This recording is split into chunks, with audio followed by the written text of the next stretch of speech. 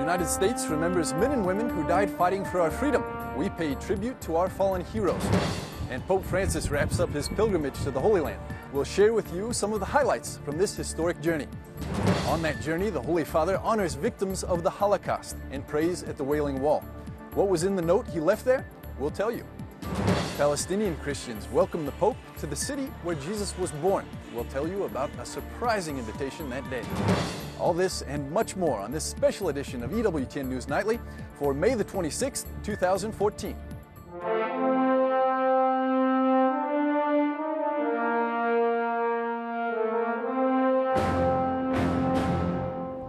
Welcome to EWTN News Nightly. Brian Patrick will be joining us later in the program from D.C. I'm Alan Holden in Jerusalem, where Pope Francis is finishing up an intense three-day pilgrimage to the Holy Land.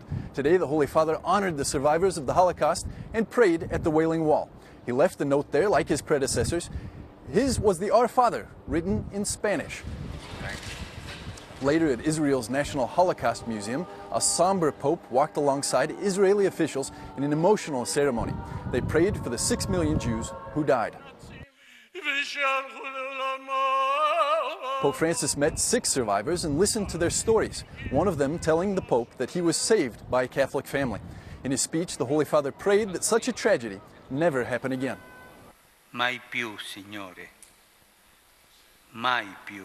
The Pope also remembered the Christians who died in the concentration camps. For Catholics in the Holy Land, the highlight of the Pope's trip came yesterday in the city where Jesus was born. In Bethlehem, the Holy Father celebrated an open-air mass in the city's central square for thousands of Palestinians. During the day's activities, the Pope expressed his support for them, even referring to Palestine as a state. The Vatican backs a two-state solution in the region. In a surprise move, Pope Francis invited Israeli President Shimon Peres and Palestinian Authority leader Mahmoud Abbas to the Vatican to pray for peace. Both have accepted, but no date has yet been set for the encounter. Also that day, the Pope stopped to pray at the wall that separates Bethlehem from Jerusalem. He touched the barrier and leaned his head on it, a powerful gesture. The Vatican says it was just a prayer, not a political statement. You've probably seen that moment. Pictures of it have gone around the world. Now, although he spent a lot of time with Jewish and Islamic leaders, the theme of the Pope's pilgrimage has actually been Christian unity. Pope Francis took a step toward that unity last night by praying the Our Father with Orthodox Patriarch Bartholomew I. It was a friendly encounter and a clear attempt to mend a fracture that has lasted nearly 1,000 years. And it needs to be said, the Vatican saw this as one of the most important moments of the trip. Meanwhile, in Jerusalem, the Pope's every move was followed closely by Catholics. One of their leaders, Bishop William Shomali, spoke to us about the most powerful moments of the visit. Excellency, you were born and raised in Bethlehem, and the Pope went to Bethlehem just yesterday, and he stopped there at the separation wall that exists between Jerusalem and Bethlehem. What significance did that moment have? Yes, it was a surprise, and I thought from the beginning that the Holy Father will do some surprising gestures. This was one among them. It means that the vision of the wall inspired him many feelings. The wall means separation, means hatred, means lack of communion, means conflict. So he wanted really to pray on the wall. I don't believe that the Holy Father wanted to make a political gesture. Maybe some people would analyze it as a political gesture with someone against the other. He just wanted to pray because all the psychological walls which separate peoples be destroyed. And the Holy Father also made a gesture yesterday that was another surprise, which was he invited the Palestinian leader Mahmoud Abbas as well as Shimon Peres from Israel to the Vatican to pray for peace. Yes. The genesis of this story is 2 weeks ago, he wrote a letter to both to make it possible to pray in Jerusalem. Then it was not possible for security reasons, for protocol reasons. So the idea was to make it in Bethlehem. But the same reasons prevailed as for Jerusalem. So finally, he decided to make it in Rome at home. in his house. And it worked, because I know that the Pope repeated it in front of Paris yesterday at the airport, and I'm sure that it will be implemented within very, very short time. And so you might say that this is one of the first fruits of this visit. Do you see other fruits that have come from this visit of the Pope? You know, I don't look at short-term fruits, because short-term fruits are really, I believe, not the only ones. An example, the meeting of yesterday of the Holy Father in the Holy Sepulchre with Bartholomew is a fruit which comes 50 years later, a fruit of the previous encounter in Jerusalem between Paul VI and Athenagoras. So I believe that, like an olive tree, which continues to produce after 50 years, an event like the one of yesterday at the Holy Sepulchre may be long-term productive.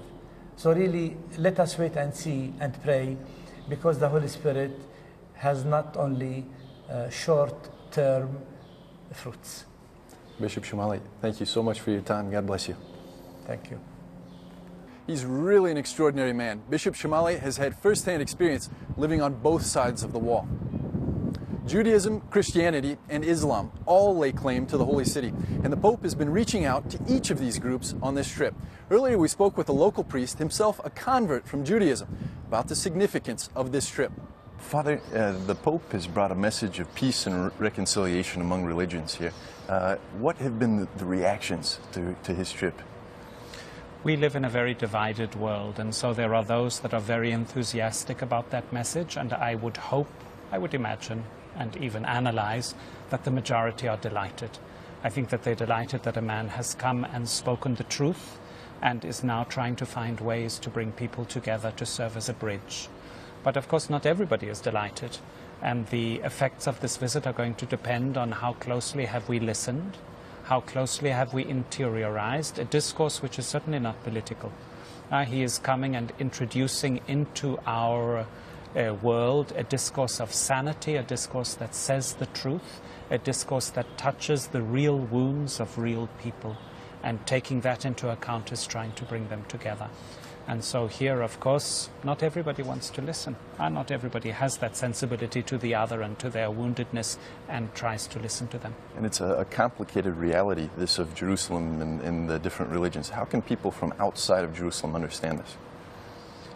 We live in a war situation. I think that people need to understand that we're in a war, and one side's joy is the other side's anguish, and one side's anguish is the other side's joy. And that's a very, very sad human situation, but that's the reality in which we live. That's the reality in which the Pope is moving. As he moves from Bethlehem, where he showed very, very much his listening to the Palestinian people, his listening to their woundedness, his attempt to speak to them words of truth and how to move forward, he then comes to Israel.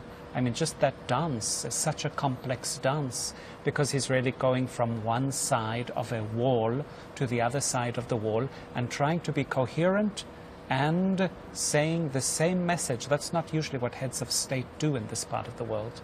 And the fact that he's brought along a Muslim leader and also a Jewish leader, the rabbi?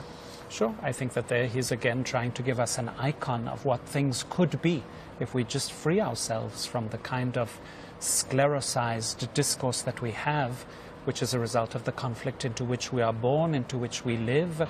And so our imaginations are totally colonized by conflict, the discourse of conflict.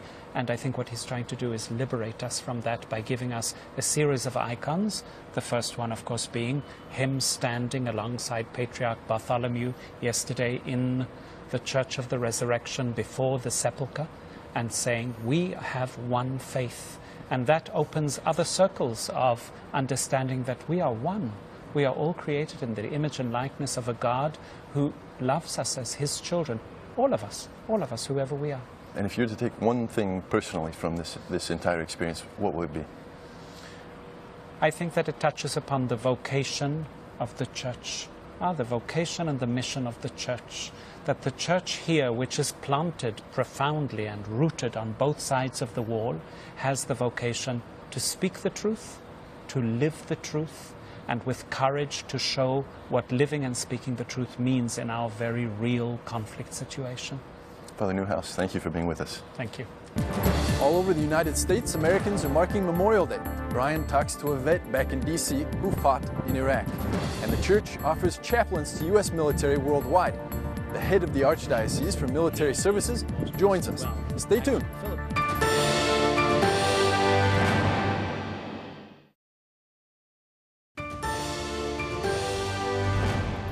Good evening. Thank you so much for joining us for this Memorial Day edition of EWTN News Nightly with Alan Holdren and our Holy Land team in Israel. I'm Brian Patrick here in Washington. Memorial Day is always observed on this last Monday of May. It's a day set apart to remember the men and women who have died while serving in the military. Americans are waving flags, having cookouts, and paying tribute to our war heroes.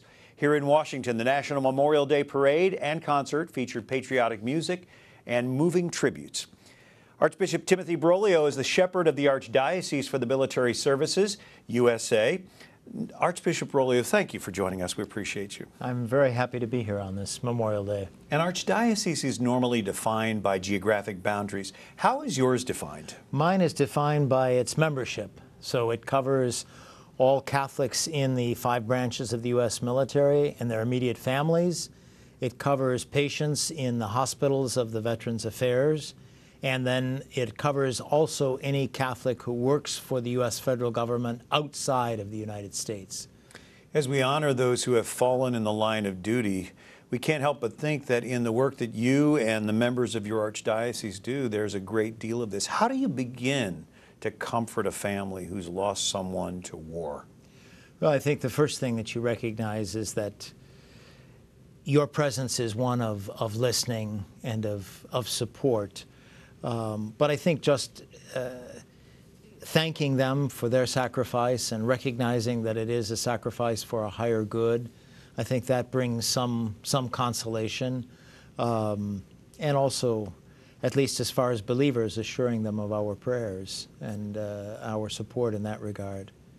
I would imagine it is a great comfort for those who are serving, especially in war zones, their faith and the support of your archdiocese. That's very, very definitely true. I spent Holy Week in Afghanistan, and the possibility of being with a part of my flock, which is in danger, was really something overwhelming for me. And if one person thanked me, 100 must have for making the trip and being with them. You've been all over the world. You've studied in Rome. You have worked in places like Paraguay and Puerto Rico. What makes the American military, or I should say the members of our military, so unique in this world? I think one of the things is the recognition that they serve for a higher goal, that their preparedness and their state of readiness is all in function of that mission.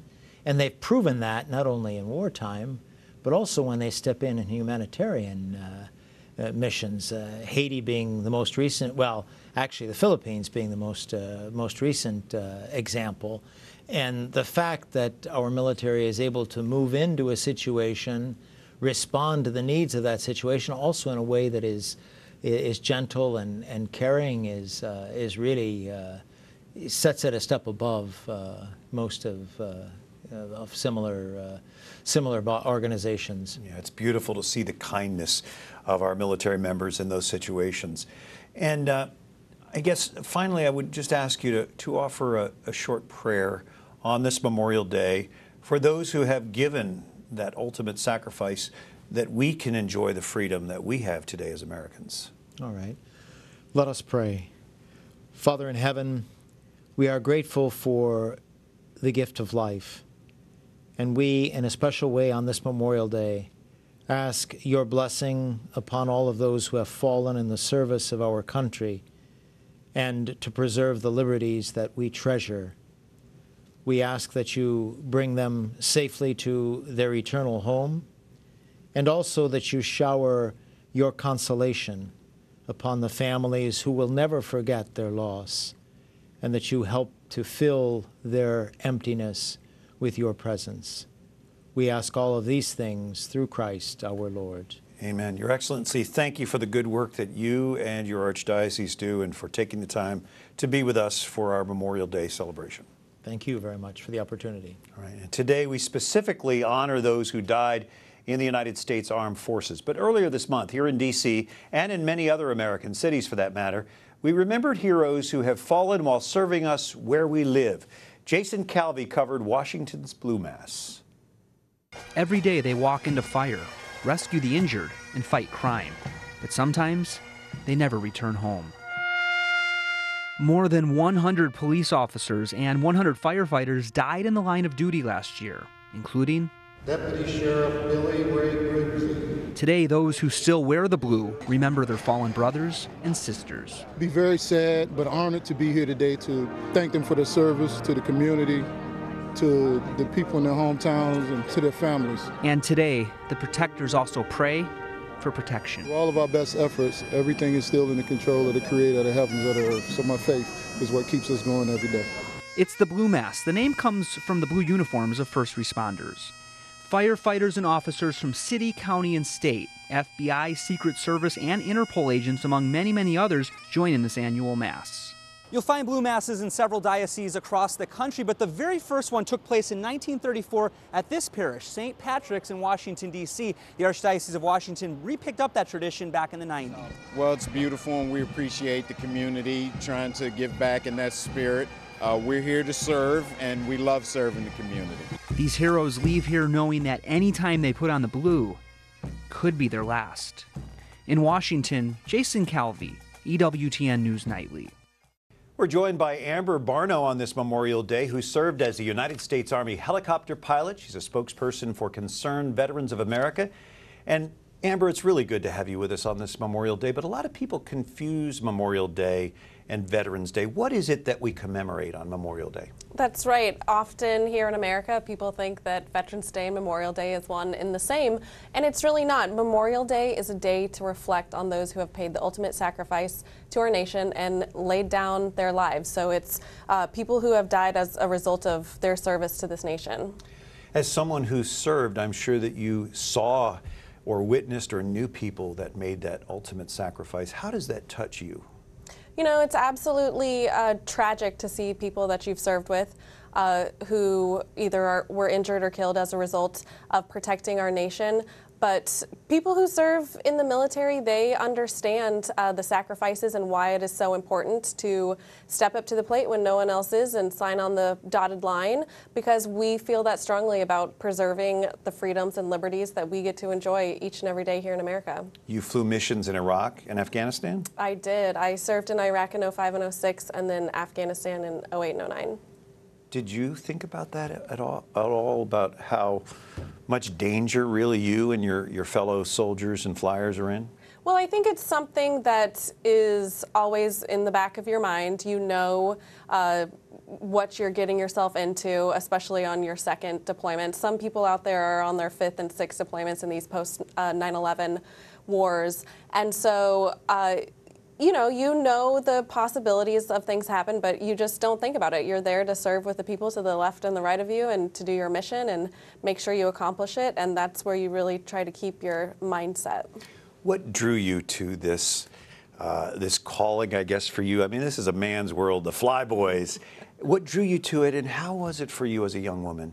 Actually, I'm from an aviation family, so I grew up around flying. My mom's a pilot, my dad's a pilot. Both of my sisters are military pilots. My younger sister served as a Black Hawk pilot in the 101st Airborne Division with me. And so it was just, we all love it. And I think when we got a little bit older, we were like, oh, we can serve our country, fly helicopters or airplanes, as my other sister does. And so we just went for it. And definitely, I had 40 other brothers that I worked with every day. So coming from a family where I only have sisters, it was definitely a wake-up call, but it was an honor to serve with them. So on this Memorial Day, as we think of all of those who gave their lives serving their country, from the most recent wars, back to the Revolutionary War, as a veteran, as someone who has served and has served many times and put yourself in harm's way to serve our country, how would you encourage us to make this a very special day? Well, something that I think is important to never forget is that freedom is not free. Someone and people, you can look across the river at Arlington Cemetery, people pay the price for that. And so I think that it's important that us here in America, who might not have a direct connection to a veteran or any of the modern day wars, is to get out there on Memorial Day, go to the parade, go to some of the national cemeteries, and really see what it's all about so we can make sure that we're honoring these people who laid down their lives for us. Well, thank you for putting yours on the line and for serving our country. Thank you so much, Brian. All right, Amber Barno, Concerned Veterans for America. Up next, we talk with the former Secretary of Veterans Affairs, Jim Nicholson, about honoring our American heroes on this Memorial Day. Stay with us.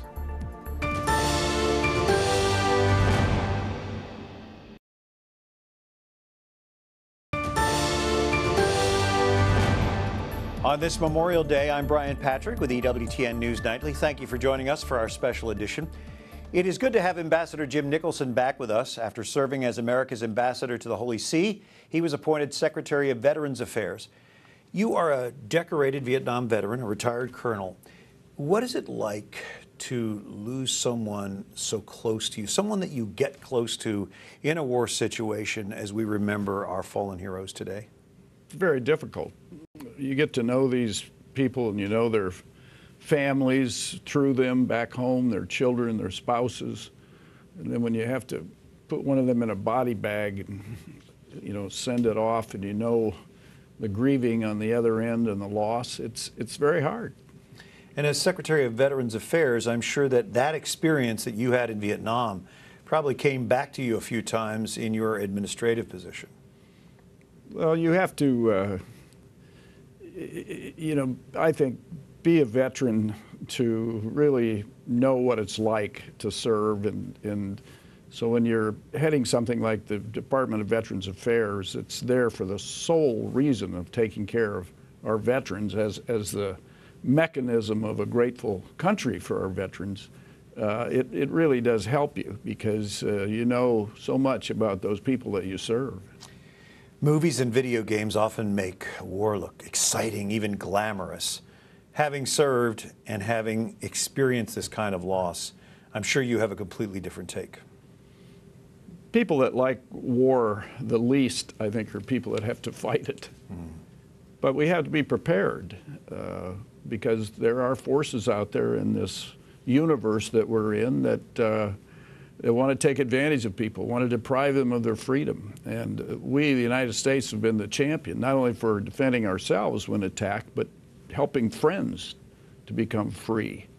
And it's the men and women of this country who will do unbelievable, heroic, sacrificial acts to carry out that mission to help us stay free. And Memorial Day is one of those days that we try to focus the minds of the American people to what has been done for them and people that have given their lives and made the ultimate sacrifice, and their families and their survivors, those that have grieved, and children that have been without those parents as they were raised and so forth. So it's an important time in our society, and there's a decreasing number as a percentage of the people of our society that actually serve in the military. So it makes it doubly more important, I think.